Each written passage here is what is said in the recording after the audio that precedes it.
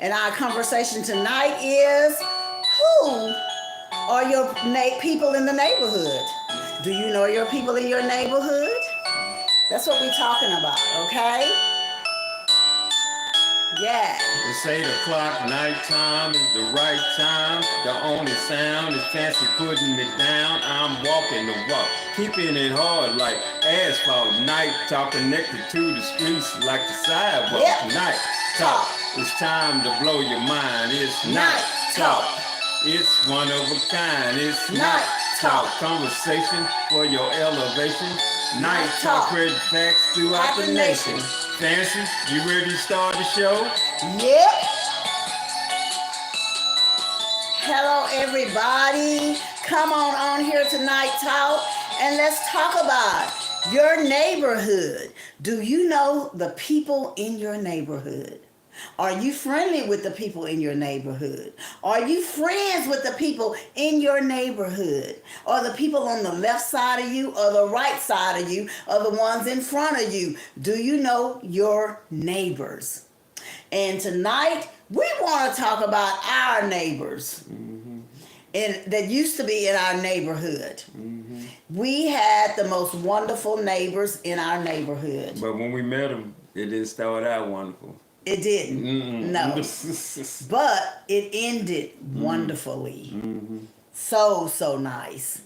We got to know both of them, and it was just really, really nice. Are you finna play that? Yeah, go ahead. Okay, and this music we getting ready to play now, we don't want a copyright. We don't own the right to this music, YouTube, at all. We're just using it for our title. Okay, thank you. It's a beautiful day in the neighborhood. Wonderful day for the neighborhood. You could be mine. Would you be mine? In the neighborhood.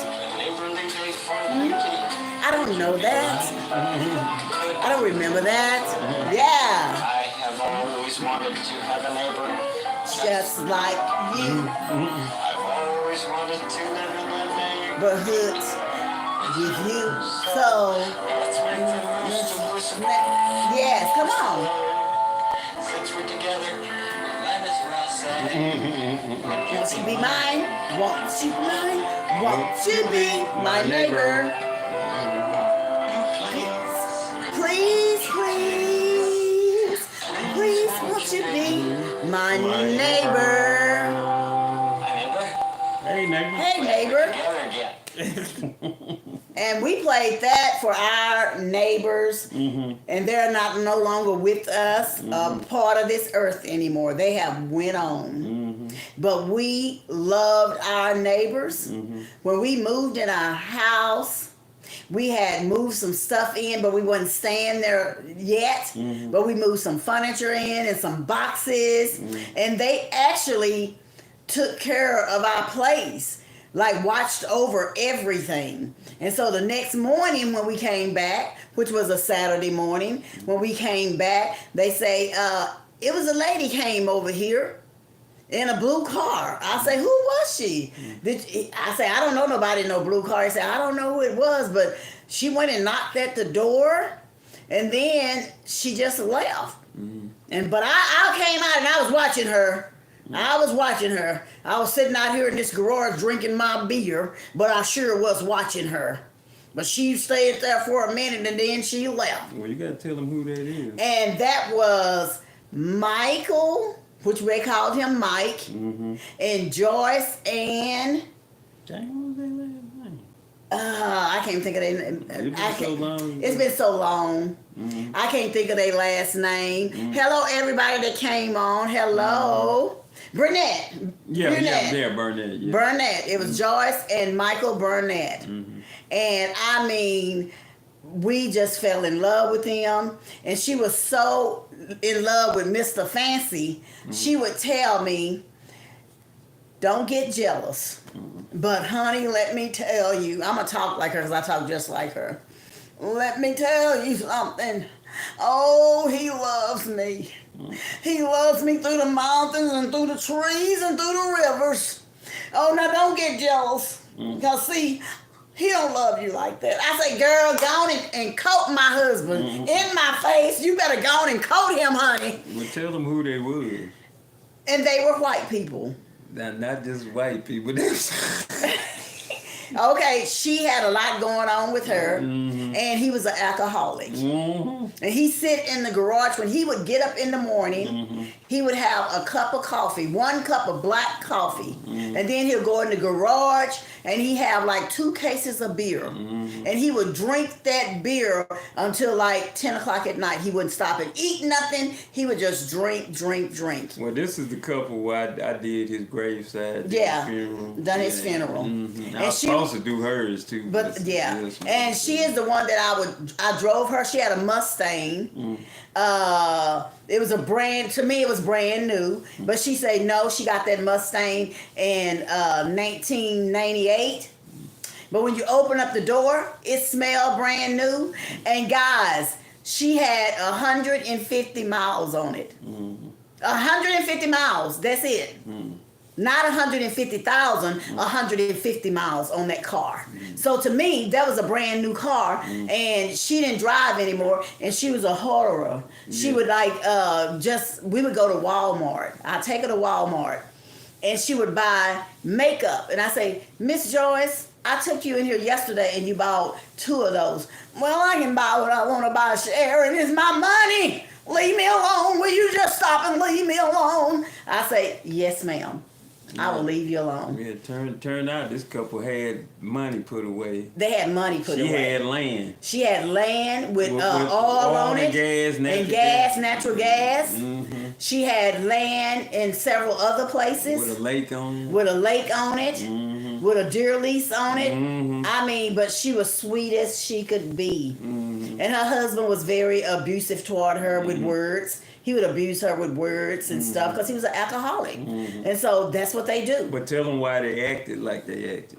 You tell him because I don't remember. He always telling me to tell something that I don't remember. Because they 2 sons passed away. Oh, yeah, their 2 sons passed away. She lost both of her children. She lost her youngest son first. They had bought him a brand new Corvette. I believe it was a Corvette. They had bought him a brand new Corvette for his senior year birthday. And him and his brother said they was going to take it down the highway. They took it down the highway, but they was driving so fast. He was driving, the 18-year-old. He lost control of it and went through the windshield and landed like a mile away from where the car wrecked. And he was dead on sight. But the older son, he was okay. And it was like, she said, it was like they buried him. She told me, she said, you are fine. She said, let me tell you something. I lost my mom. I lost my dad. That hurt me dearly. Because, especially my mom, because me and my mother were so close. She said, but when you lose a kid, that's something you never, ever get over.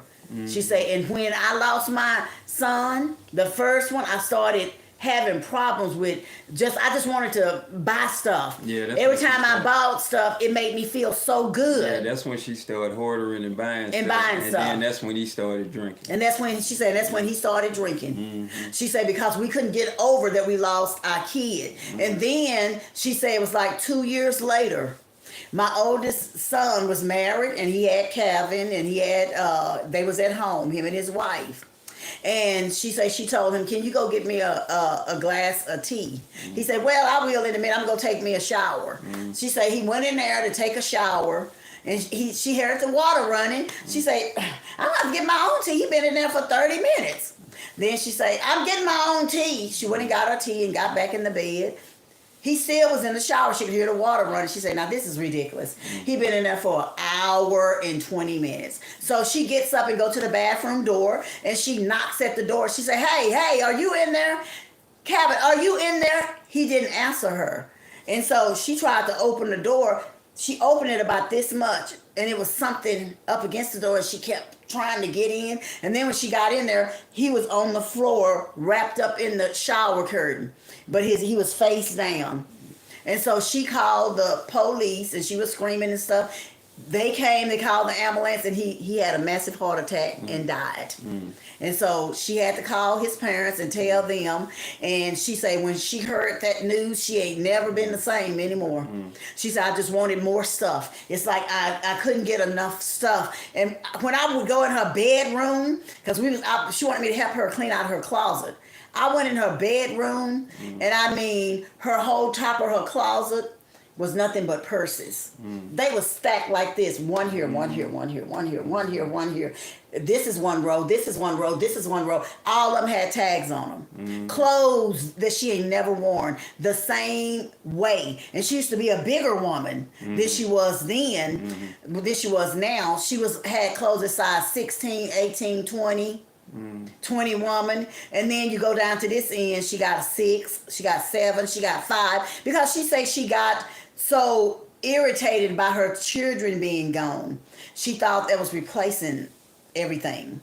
And Mike would just drink. Yeah. But we love them. They called us their children. Well, the reason why we telling you this story about your neighbors, you never know who gonna end up being a friend to you. You never know. Because like the old saying said, you can't judge a book by its cover. And that's true. Because when we initially met them, both of us in the back, we both said to us, dang, we moved in next to some rednecks. Their necks is real red. And that's real. And that's real. That's real. But as we got to know them, they started taking a liking to us. They started looking out for us with the house. We started taking a like to them. So you never know who gonna be your true friends. You never know. You never know, and it ain't got nothing to do with color either. Nothing at all. Nothing at all. Because we don't see color. Yeah. Yeah, well, we see people. No, you see it. I see it, but I don't gravitate to it like, oh, you can't be my friend because you white. Or you can't be my friend because you Hispanic. Because we got all colors in our family. Yeah. All the colors. Yeah, because... And we love everybody. That color stuff ain't real. That ain't real, no. That ain't real. But you got to love thy... And the Bible tell us to love thy neighbor like we love ourselves. Yeah, and because at first we was iffy about them. Well, rightly so. Yeah, rightly so. And then she started speaking to us and talking to us, and she loved him to death. I mean, literally loved him to death. He was just her everything. And she would tell me sometimes, you're so lucky to have him, Sharon, because see, somebody love you, because Mike, he don't love me. I said, yes, he do. No, he don't. He love his beer. He love that beer. He don't love me. I said, yes, he do. And they slept in separate rooms. Yeah. His room was, when you go down the hall, when you come into, they would always want us to come in through the garage. When you come in through the garage, it was her washroom, the kitchen, and then it's a hallway to your right. And when you get down to the end of the hallway, her bedroom was to the right and his was to the left. She had the master bedroom and he had just a regular bedroom. They had 3 bedrooms and they had 2 baths. So he would have to come out of his bedroom and use it down the hallway. But they were such good people after we got to know them. And then he died, and then she got sick. And the night he died, that's when they put her in the nursing home. They put her in the nursing home the day they buried her husband. And I just told my husband, I just feel some kind of way because she at the nursing home. She don't know nobody. Her husband just died and she there by herself. Well, she told Sharon to come get me to take her out of there, come save her. Yeah, to take her out of there. And so what I did, I went to the nursing home. I got there at 6 o'clock. And I stayed at the nursing home with her till 11 o'clock. So until she was going to sleep. Because I didn't want her to be by herself. She didn't lost, and no family came out there. None of the family came to check on her. It got real kind of messy. Yeah, at the end. At the end, yeah. Because I think she had left or something, and I think they got upset about that. They got upset about that. Yeah. And then I knew she was going to be by herself because her husband was gone. So what I did as a hairdresser, I went and filled out an application, brought my license and everything, and I got the job as a hairdresser. So I could be there to see about her. But her granddaughter, she was real nice to me because before she went actually into the nursing home, she was at home by herself. They was all gone back to Colorado. They was gone home. That's before the nursing home. No, that was after the nursing home. Remember, she went home for a minute. They took her back home for a minute, but they left her by herself. So what I would do, I had to be at work at 7 o'clock, like 7:15 in the morning. I would get up out of my bed at 5:30, get my shower, get ready, get dressed to go to work, go over to her house. She gave me the garage thing, and she would leave the door open. I go over there, go through the garage, go through her door, go to her bedroom and check on her. And she say she gets up early. She was up. I said, Miss Joyce, what do you want for breakfast? And she would always want some biscuits and gravy and sausage. So I would make her that and put it in the microwave, fix her, like open up a can of soup, put it in there and put some crackers by the microwave. And I said, your lunch is in the microwave and I got to go to work. I love you. I'll see you when I get off. And I left my number in case she failed or had an emergency or something. I took care of this woman for a long time. I done everything I could for her. I took care of her. And I didn't want anything for it. I was doing it out of the goodness of my heart because she didn't have nobody. All she knew was us. She had family, but they wasn't coming around to see about her. We were seeing about her. I did everything that I could for her. I would in the evenings I'd go and help her get a shower, clean her up, put her on her gown, and I would cook supper for her.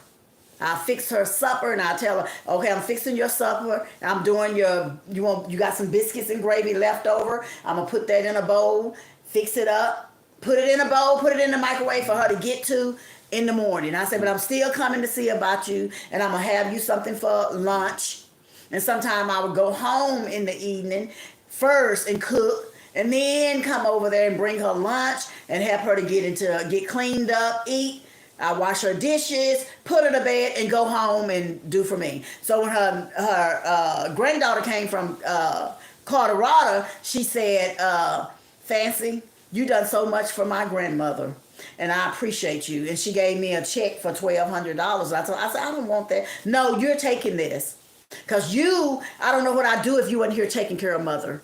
You took care of my grandmother, which is like my mom, and I so appreciate you.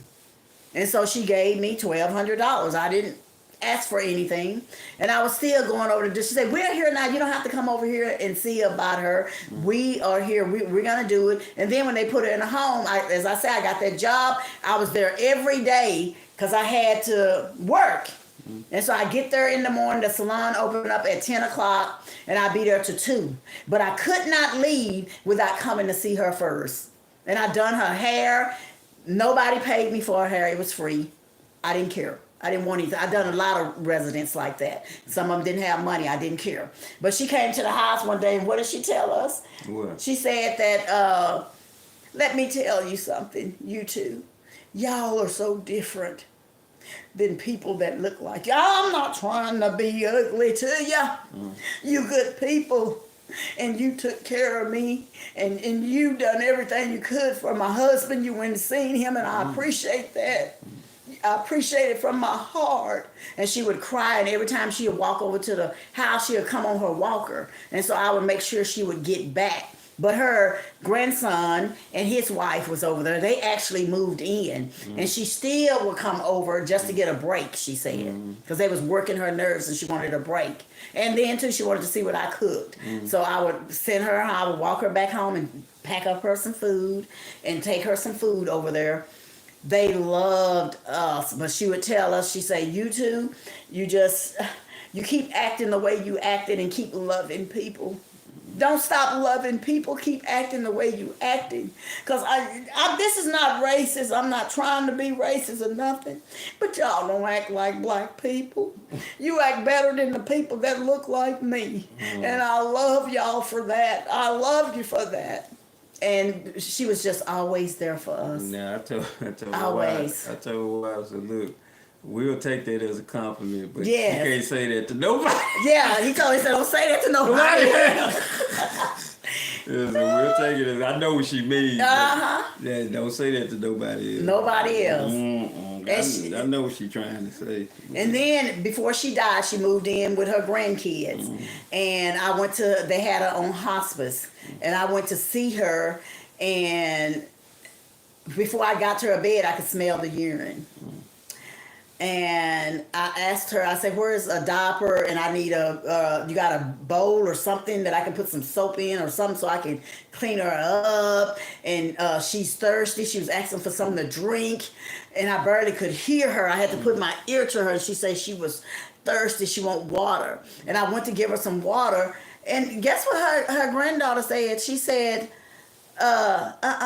hospice told me that she can't have no water. Yeah. They say don't give her no water, nothing to eat. I say, why? Yeah, because look. She can't have nothing to eat or no water. You can take those cream potatoes back, because she loved Kentucky Fried Chicken, cream potatoes, and I would get her just a small one because she wouldn't eat that much. And I'd tell them to put extra gravy on it, so she could swallow.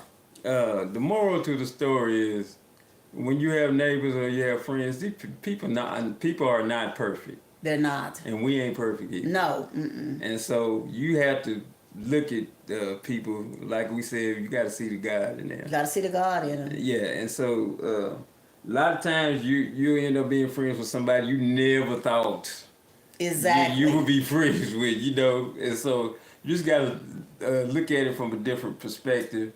Somebody said, did we support something? For what? The LGBTQ. Yeah, yes, we do. Yes, we do. We're good with we them. good with them. Yeah. Yes, love them. We good. Yes. Yeah, they can do. Yeah. They can do. Be who you are. Yeah. We be who you are. Yeah. Anybody welcome on here. Yes, we are good with them. Yeah. And I hate that they taking everything from them too. But that's another subject. I hate that. But that was a money grab. yeah, that was a money grab, and that was wrong to me. Yeah. But back on the subject, learn to know your neighbors. Get to know your neighbors. Well, it's it's a little different now. It's different now. It's we're in a different different time. Different time, different world. And it's really hard to trust people now. It really is. People aren't genuine anymore. They're not. And they're really not friendly. They're not friendly. You have to go on and decide what you want to do. You and got how to you decide. want to be and how you want to treat people and how you want to be treated. And so, just I know we might be preaching to the choir. Yes. And we might not be preaching to the choir.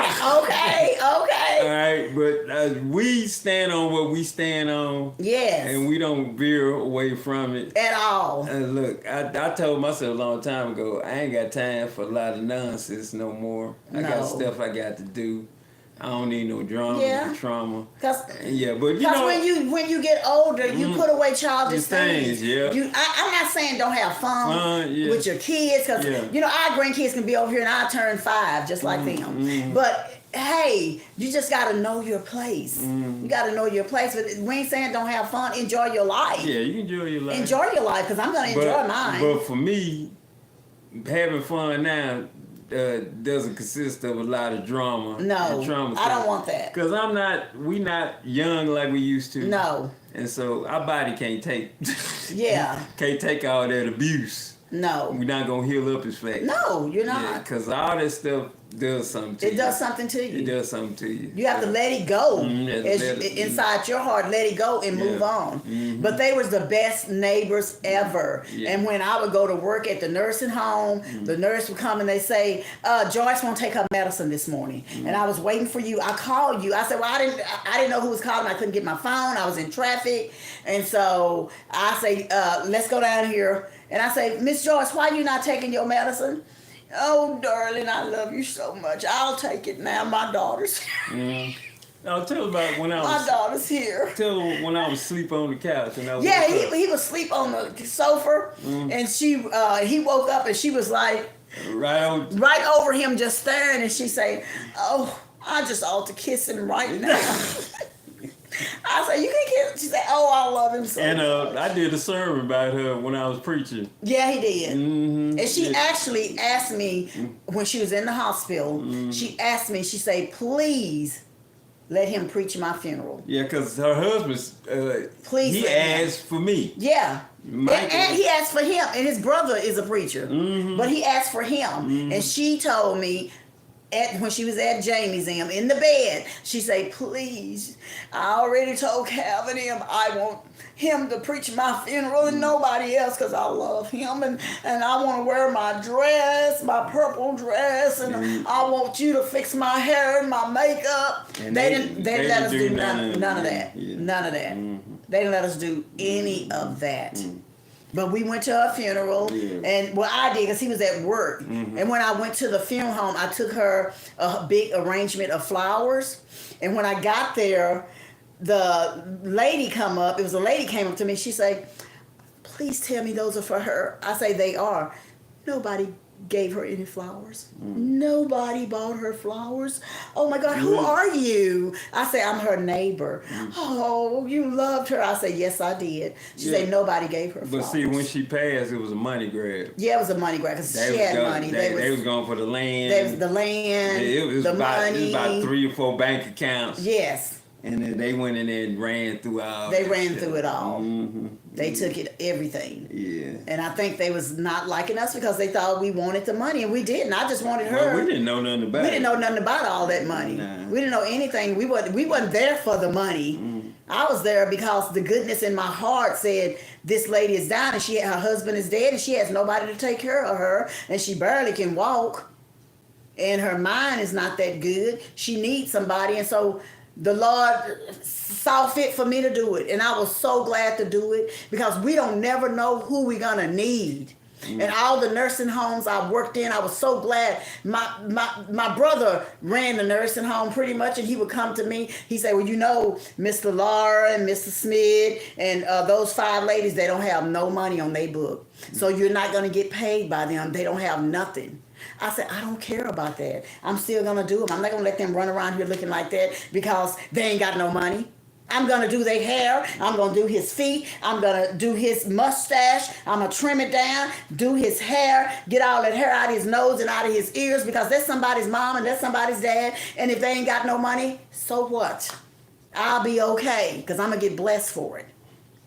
So always do stuff out of the goodness out of your heart, from your heart, not because you want money. Don't tend to this person because they got money. Don't treat somebody bad because they different from you. Love who love you, and if they don't love you, God gonna, the kindness you put out there, you're gonna get it back.